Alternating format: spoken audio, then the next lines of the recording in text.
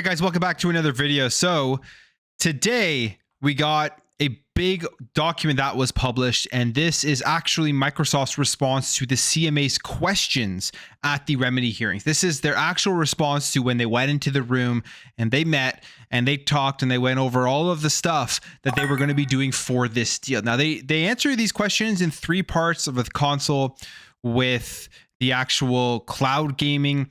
And then the third part is the questions on enforcement. So as we know, with the enforcement, it's about making sure that Microsoft follows through on their commitments with this deal. So we're going to go over this. We're going to start off firstly here in this video, looking at the part about consoles, because that was one of the things with the EU where they had pretty much said, or from what we understand from all the news that has come out, that remedies for consoles, the EU just didn't really care about it anymore. So if you're PlayStation in Europe, in the European Union, you aren't going to potentially be protected if this deal does get approved specifically for console. Now, that doesn't mean that Microsoft is not going to release Call of Duty on the PlayStation console. Of course, they're still going to do it, whether there are remedies in place or not. They're still going to release Call of Duty on PlayStation. But one of the main things PlayStation was arguing was that it was going to make it anti-competitive in the console market, and the European Commission, based off of what we understand, based off of news that has come out, that they aren't looking for remedies for that. So we'll start off here again with the console part, because this is the CMA is still, they have a section for consoles. Microsoft still responds specifically for how they are going to alleviate their concerns in the console market. We'll start off first with that section. There's a lot of stuff in here. It's 27 pages. I'm not going to read it all. Lots of redacted stuff that just like, there's literally no point in reading it because it's just useless with everything redacted, all the numbers and the percentages and all that type of stuff. But it starts off here, just the executive summary. And one of the interesting things that I saw when I was reading through it was they say in 1.2, Microsoft says this: Sony's position must be seen for what it is, and that is a self-serving attempt to protect its dominant market position rather than one founded on genuine concerns regarding its continued access to Call of Duty, which it could have secured on attractive terms months ago. And from an objective point of view, I know there's definitely fanboys in my comments, Sony fanboys coming in and saying that I'm being biased or that I'm not being objective, and I'm definitely for Microsoft with this deal going through. At the end of the day, from an objective point of view, everything that we have seen in terms of arguments from Sony and some of the responses from these regulators, it just doesn't make sense. Some of the stuff we have seen, it does seem like it is self-serving for Sony, and that it's just trying to protect their dominant place in the market. Because if this deal goes through, you have games like Call of Duty and other Activision games that are going to be going on to more places, more access, more people are going to be able to play it. And companies like Nintendo and Nvidia are jumping on these deals that Microsoft is offering because they understand from a business perspective, everybody's going to win. It isn't going to be anti-competitive. They're going to all be able to make money off of this deal going forward with Microsoft based off of the things that they are offering here with the 10-year deal. But Sony doesn't want to accept that deal. They don't believe there's anything to gain from that deal. All they want to do is to make sure there's absolutely no way their dominant position in the market is going to be affected. That's what it looks like. And that's, again, just from a consumer's point of view of this, someone who's obviously not involved in any way with these talks that are going on. Now, continues here in this executive summary section. They say, first, the console gaming remedy consists of licensing agreement in relation to Call of Duty, which supplements the existing publishing agreements between Sony and Microsoft. Such publishing agreements in relation to Call of Duty have been in place with Sony for the past 20 years. So they've had tons of licensing and publishing agreements with Sony, and I guess they're pretty much saying these licensing agreements they've had them before. So I don't get what the pushback is, why they wouldn't want to accept, again, the publishing agreements that they are offering. And they say, second, the cloud gaming remedy consists of a royalty-free worldwide licenses to consumers and cloud gaming providers that enable consumers to stream Activision PC games, which they have acquired. And that's a big thing right there, royalty-free worldwide licenses. So they aren't getting any kickback from these games that people have gone out and purchased, and then they're going to be able to sign up to a streaming platform like NVIDIA GeForce Now, like Boosteroid, like Ubisoft, stream those games. Microsoft isn't going to make any money off that. It's royalty free. What Microsoft does know, though, that by putting these games out on all of these other services, it's going to incentivize people to still want to go out and purchase those games, and that's where they will make a certain percentage of the money. So it's a smart move, and again, everybody wins because you have smaller companies like Boosteroid and Ubisoft who are like, okay, well, at least we're still going to have the ability to offer these options of Activision games and Call of Duties to our customers if they use our streaming service. And it says here, they agree. NVIDIA has been unequivocal that this commercial arrangement is a major boost for cloud gaming and brings incredible choice to gamers. So again, everybody is winning with that deal. So that's just some key parts of the executive summary that may have not seen in other documents that have come out, or maybe I just missed it, but I wanted to highlight that. And now we'll go over here to the console gaming remedy. And these are responses to the actual questions that the CMA had for console gaming, the console market, all of that type of stuff. So we'll scroll down. I read through this already. This is going to be a little bit different. I'm not going to read through everything because there's just a bunch of stuff that's useless here, but I read through everything. I'm going to highlight some of the things that I think are important to pick out of this document. So first of all, we have here 2.7. It says, at the remedies hearing, the CMA also asked Microsoft to explain how the proposed remedy differs from the existing agreement in effect today between Sony and Activision for Call of Duty. So they obviously they explained everything with this deal that they are proposing and how this is going to benefit PlayStation, how it's going to benefit Sony, it's going to benefit the market in the long run. They say, and then they have all of these things that they listed, which unfortunately is redacted. And we would have seen the comparisons specifically between the deals between Sony and Activision, and then the proposed remedies to this deal and what the deal is going to be going forward with Microsoft. And obviously, if the CMA looks at this and they think these are good remedies, they're going to be confused as to why Sony wouldn't accept this deal. That's going to be something that I think would just completely destroy the entire argument that Sony has so far. And then there's the other side of the coin where maybe they look at this and they say, okay, we understand where Sony has come from. You don't know, but from what we understand, when Nintendo's accepting it and Nvidia is accepting it, why wouldn't Sony accept it? That is the question you always have to ask yourself with Sony's pushback on this. Now we have 2.10 here. It says Microsoft notes that the CMA did not ask any questions at the remedies hearings in relation to the scope of the remedy, which would apply to all past, current, and future Call of Duty titles. So it's only going to be the Call of Duty titles that are out right now, or that are going to be coming out next year, and then forward for 10 years, guaranteed parity, everything, because all of the other titles that are already out, obviously they are not going to be taking those off the platforms. Those are still going to be playable across all the platforms that they are currently on.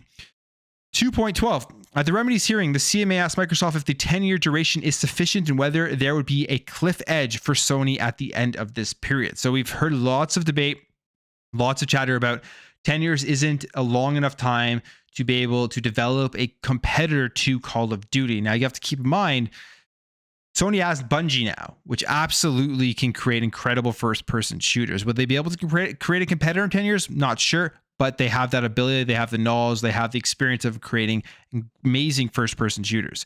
And they say here the 10-year period, or Microsoft considers that a period of 10 years is sufficient for Sony as a lead publisher and console platform to develop alternatives to Call of Duty. So Microsoft thinks 10 years is enough, but again, that is just their opinion, of course. We don't know what's going to happen in 10 years. We don't even know how popular Call of Duty is going to be in 10 years, but they believe 10 years is enough because it also goes in to the next generation of consoles. That's another thing to keep in mind. This isn't going to end with the PS5. This is going to go over to the PS6. In fact, they could literally spend all of this time lead up and then release that competitor as a launch title for the PlayStation 6 and make that an exclusive console selling game that isn't going to be available anywhere else. They have that ability while still being able to keep Call of Duty on their platform. 2.13 says Call of Duty is an entertainment franchise which is already nearly 20 years old. Microsoft will need to secure the broadest distribution of the franchise and will be heavily incentivized to keep it on the PlayStation platform. Again, that's a no-brainer business-wise. You don't want to lose all of those customers that currently play this game everywhere else. Just won't be worth the return on investment for this deal. I think that's just like basic business sense, in my opinion, because it isn't the main point of the deal. Call of Duty isn't the main point. It's the mobile side of gaming for Microsoft. And why would you take out all this stream of money from the PlayStation platform just to try to hurt PlayStation? It just doesn't make any sense.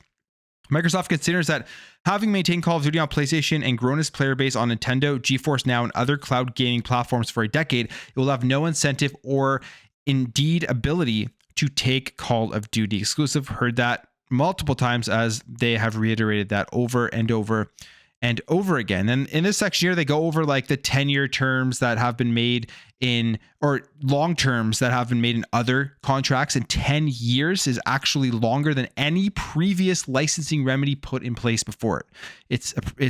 We've never seen this before. That's why so many people think that it's crazy that PlayStation is still pushing back on a 10-year deal for Call of Duty. And they say there's no basis for extending the remedy beyond the period proposed by Microsoft. So if you're expecting them to go 15 years, looks like they don't see any reason to do that, and they explain why. Now, see here, console platforms. Microsoft's proposal is that the remedy will apply to all Sony consoles, including PS4, PS4 Pro, and PlayStation 5, and any successor console. So whenever they release PS5 Pro, which we've heard in the rumors, and then the PS6 that's going to eventually be coming out, Call of Duty will be on those platforms. Here is a very interesting one, 2.18. Microsoft does not consider that this is necessary in order to remedy, mitigate, or prevent the console SLC identified in the provisional findings, which does not relate to a hypothetical withholding of Call of Duty from potential new entrants. Rather, the provisional findings focus specifically on the potential impact of the merger on Sony. In particular, the provisional findings conclude that Call of Duty is an important input for Sony PlayStation. The CMA has not, however, found or presented evidence to suggest that Call of Duty is an important input for console providers generally.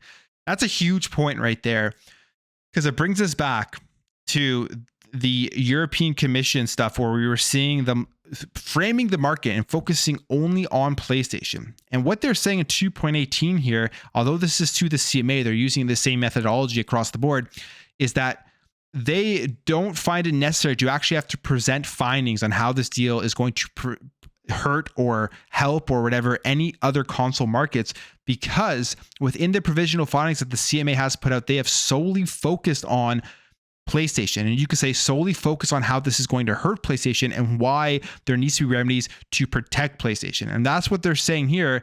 And that they don't need to focus. Again, they say Call of Duty is an important input for console providers generally, and they haven't had to present evidence to suggest this, or they haven't been presented evidence by the CMA to suggest that. It's only been focused on PlayStation, which that's why a lot of people believe when they read through these things that these regulators are looking out for the best interests of Sony and of PlayStation. Now, again, maybe they just haven't gone through an entire scope. Maybe they do come back and present some more findings across the entire console market. But from Microsoft's perspective, why would they go and talk about all of the other consoles out there, even though they have offered the 10-year deal to Nintendo, but any consoles potentially down the road in the future that come out, when the regulators are looking like they really are only looking out for Sony PlayStation? 2.19. Nor could the CMA reach such a conclusion given that Call of Duty is not available on Nintendo, the second largest provider of consoles today. So they kind of back up to 18 with saying, you guys are focused only on Sony, and you haven't provided us any evidence that this is going to affect other consoles. And there's no reason to provide that evidence because we're already seeing it doesn't, because Call of Duty hasn't been on the Nintendo Switch since the Nintendo Wii U with Call of Duty Ghosts, and they have been thriving. So clearly, taking Call of Duty off of a platform isn't going to foreclose them, isn't going to make it anti-competitive, isn't going to make the platform unable to exist. And they're saying here, the proof is Nintendo. As the provisional findings acknowledge, console platforms offer different technical specifications and differentiated gaming propositions. Nintendo's success demonstrates conclusively that a console platform's ability to compete effectively is not dependent on the ability to offer Call of Duty to its customers. Rather, this is possible with a differentiated offer. In any event, Microsoft has already reached an agreement to bring Call of Duty to the Nintendo platform for 10 years as part of its strategy to make Call of Duty as widely available as possible. 2.20. The provisional findings also do not present any evidence to suggest there is likely to be any credible entrant into the console markets in the foreseeable future. So, I mean, doubtful, right? That would ever happen, that there's going to be a company that comes in and is going to be able to compete with the big three. Very, very difficult. And why would these other companies now try to get into the console market when the market is switching to cloud gaming in the next decade or so? Like, that's where things are going to be moving. We're seeing Amazon loot again. Their Google Stadia tried it. You're going to see more entrants into cloud gaming. So why would they come and try to enter into the console market when it's already dominated by Xbox, PlayStation, and Nintendo? Then we have 2.21 here. They say the interesting part here is that the CMA's assessment of incentives in the provisional findings cannot be relied upon to conclude that Microsoft would be incentivized to withhold Call of Duty from any such entrant. The potential benefits of any hypothetical withholding strategy to Microsoft would be even further reduced if the CMA accepts Microsoft's proposed licensing remedies. And what they're saying here is that, look, we're already putting these games on newer pieces of hardware, Steam Deck, Razer Edge, and I'm sure it'll be on more new handhelds that come out with cloud gaming and stuff in the future. And what they're saying is, with all these license agreements that they are putting out there, it makes absolutely no sense, even more so than right now, if those deals weren't in place, to ignore putting the games, the Activision games and Call of Duty on those consoles.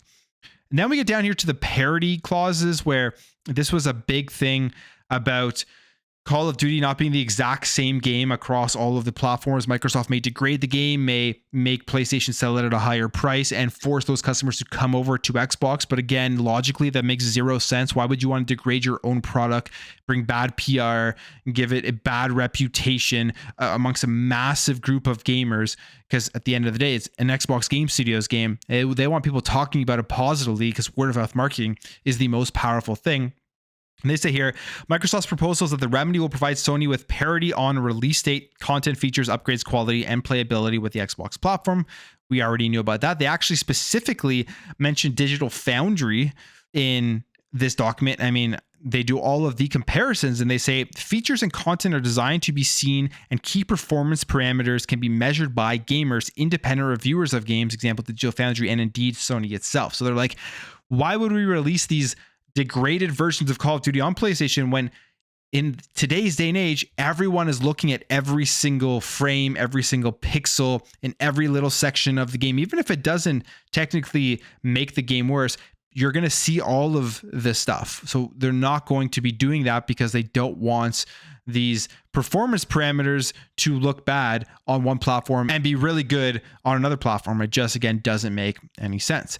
2.28, at the remedies hearing, the CMA asked how the parity framework would allow Microsoft to accommodate advanced PlayStation-specific features in Call of Duty, which are not available on Xbox. Now, this is a very interesting section because, as we know, with Call of Duty, they have the haptics in the controllers, they have the adaptive triggers.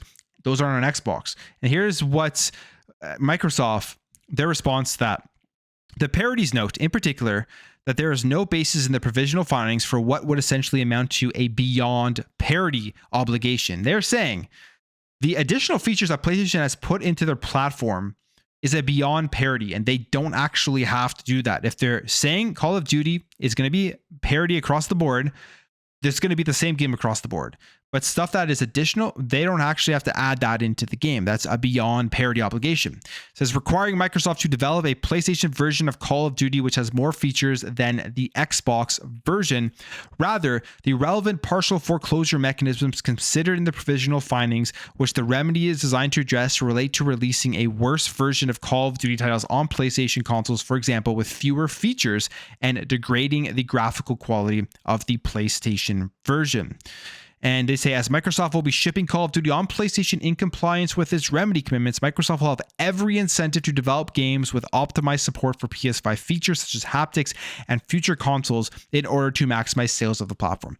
So although they say they don't actually have to do it because that is a beyond parity clause, they're going to do it. Why not? They have the coding for it. I mean, the game's already had haptics and the adaptive triggers implemented into it. Why wouldn't they put it in there? It wouldn't make any sense not to do it. It's probably not that difficult to do. I mean, if you're like me and you've played Call of Duty on the PS5, I think most people playing multiplayer turn off the adaptive trigger. So I would be completely okay if they just kept that feature out, but they're not going to. It's going to have all of those features that PlayStation 5 has that Xbox doesn't have. Then we got 2.41. Typically, the wholesale price allows publishers to set a minimum wholesale price, example, so that Sony does not set the retail price at zero and pay nothing under the revenue sharing arrangement. Under the proposed remedy, Microsoft agrees that it will not set the wholesale price on PlayStation at a level which is above a redacted amount of its own retail price on Xbox. The remedy prevents Microsoft from raising a rival's cost or engaging in a margin squeeze. Sony remains free to set its retail price on PlayStation, which may differ from the price on the Xbox platform. So they're not going to do anything shady here in terms of the pricing, selling it to them at a higher price, all that type of stuff, where it would force them, I guess, to raise the prices or whatever they would have to do to make their money back. And they're going to allow PlayStation to still set the price of Call of Duty in PlayStation Network and on their platform. And then finally, they end off this section talking about subscription and streaming rights. And they say rights for Sony to put Call of Duty on a subscription, even if Microsoft does not. So PlayStation is literally going to have the ability to put this game into PlayStation Plus. And let's say Microsoft is like, yeah, we're not going to do it. PlayStation can still do it, which is just crazy that they wouldn't accept this deal to be able to put this game into their streaming service. They have said that a licensing deal for Call of Duty for PlayStation Plus will literally destroy PlayStation Plus. Like, it's like the pillar that's holding up the entire thing. It's one of the things that they talked about in their response. So that's why they're trying to block this deal. And then finally, last thing I want to go over, Microsoft's original proposal was that, and then they talk about redacted stuff. The redacted was chosen as Sony requires developers to provide 2 free game trials for PlayStation Plus premium subscribers. Microsoft's original proposal gives Sony the flexibility to place new Call of Duty releases in PlayStation Plus day and date. This is a substantial benefit for Sony as the CMA accepts that Microsoft receives redacted. Indeed, it is clear from the provisional findings. So what they're saying here, this deal is better because they're getting the entire game rather than just a 2-hour trial in the highest tier of PlayStation Plus. So if you're Sony, why wouldn't you accept that? So there was some interesting stuff here, some more interesting information that has come out with this document that did just come public, and we will go over the rest of it in another video. But this is specifically talking about the effect on the console market, the pricings, all of that type of stuff, and anything related to the console market like PS Plus and subscription services. So interesting. Again, these responses here from Microsoft, I just, from an objective point of view, just makes so much more sense if you follow the industry at all compared to some of the stuff that Sony has been arguing. But let me know what you guys think. If you enjoyed this video, hit that thumbs up. If you're new, or hit that subscribe, and I'll catch you guys in the next video.